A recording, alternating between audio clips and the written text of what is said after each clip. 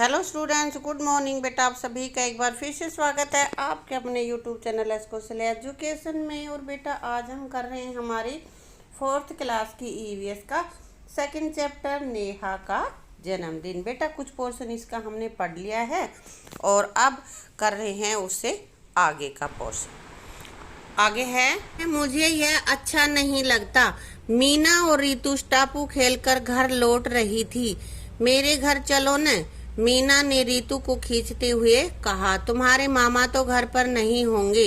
अगर वे हों तो मैं घर नहीं चलूंगी। यहाँ पे ये दोनों सहेलियां हैं, टापू खेल के घर आ रही हैं। फिर मीना कहते चल मेरे घर चलते हैं, लेकिन वो कहते तेरे मामा है तो मैं नहीं जाऊंगी।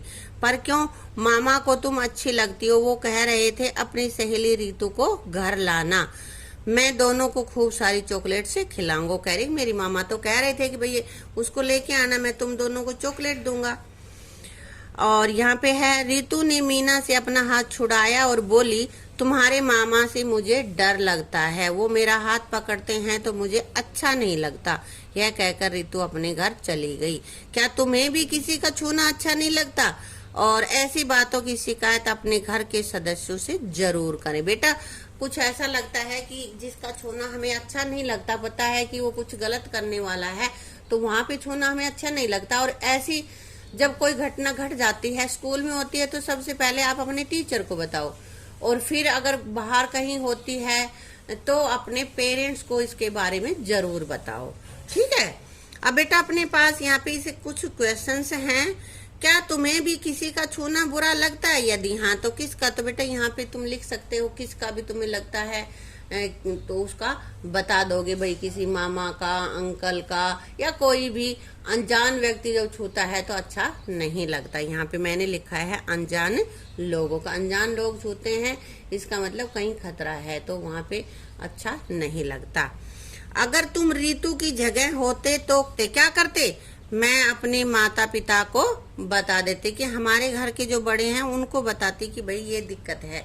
अब ये छूना हो सकता है हमें अपने घर में भी कोई ऐसा हो जिसका छूना अच्छा नहीं लगता, तो अपनी मम्मी को, पापा को बता दो।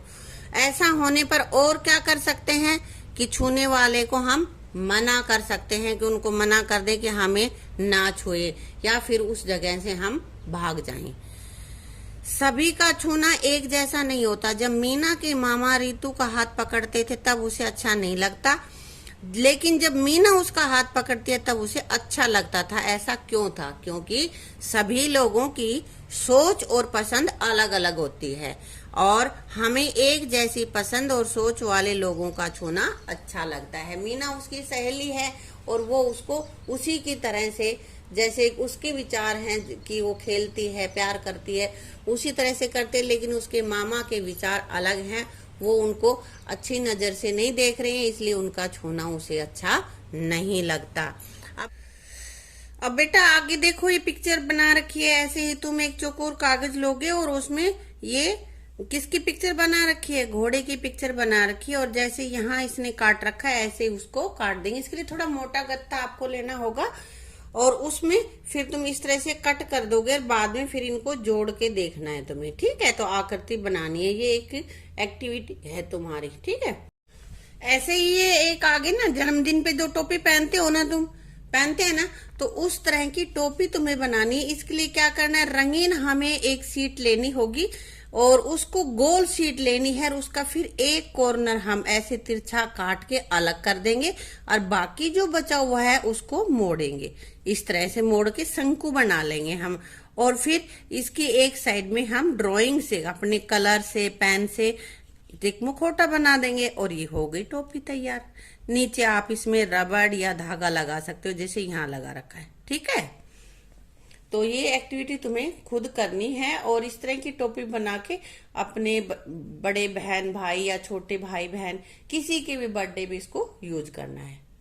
अब बेटा यहाँ पे हमें मिलान करना है, तो यहाँ पे कौन सा अंक क्या काम करता है, और यहाँ पे लिख रखे हैं, ये अंक की पिक्चर दिखा रखी है।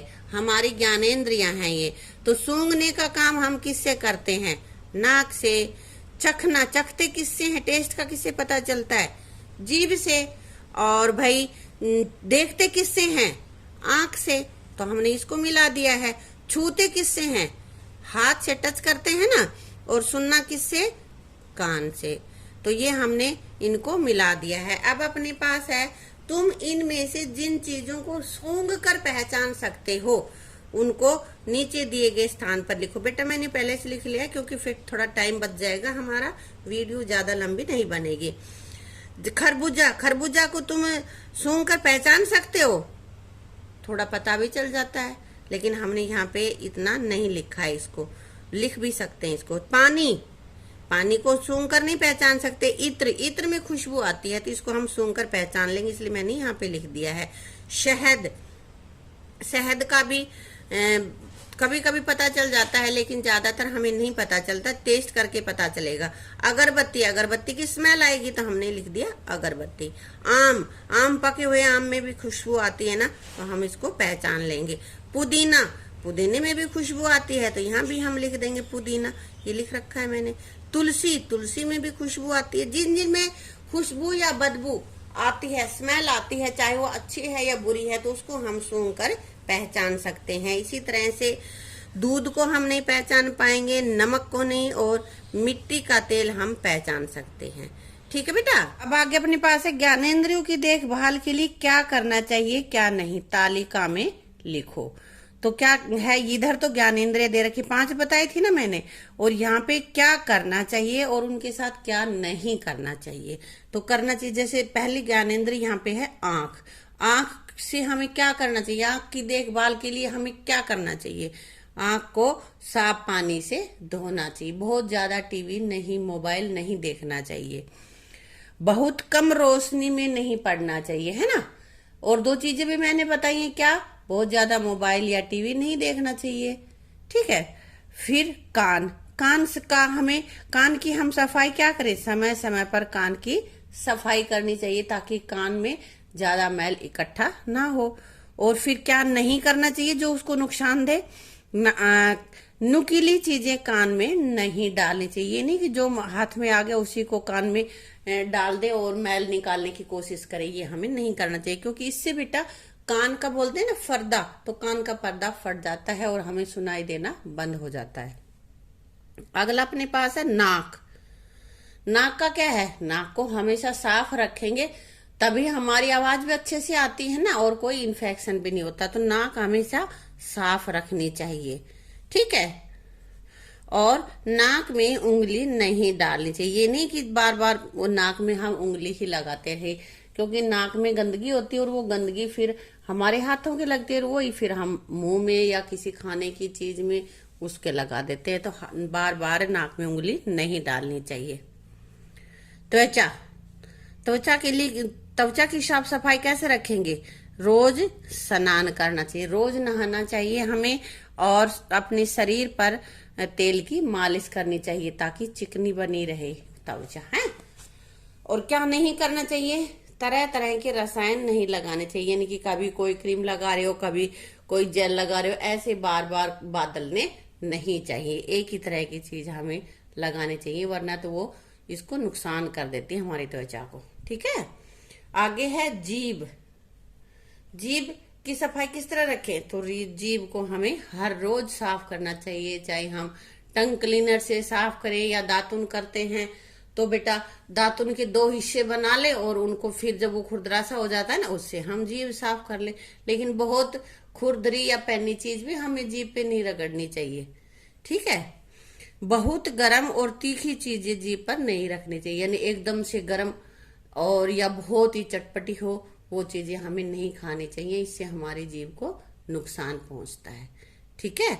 तो बेटा इसके साथ ही ये अपना लेसन कंप्लीट होता है। अगर आपको वीडियो अच्छी लगी हो तो वीडियो को लाइक करना, शेयर करना, और इसी तरह की और सभी वीडियोज आपको देखनी है तो चैनल को सब्सक्राइब जरूर कर लें। साथ साथ उसमें साथ में जो बेल आइकन है, बेल का बटन है, वो जरूर बजा देना। Thank you.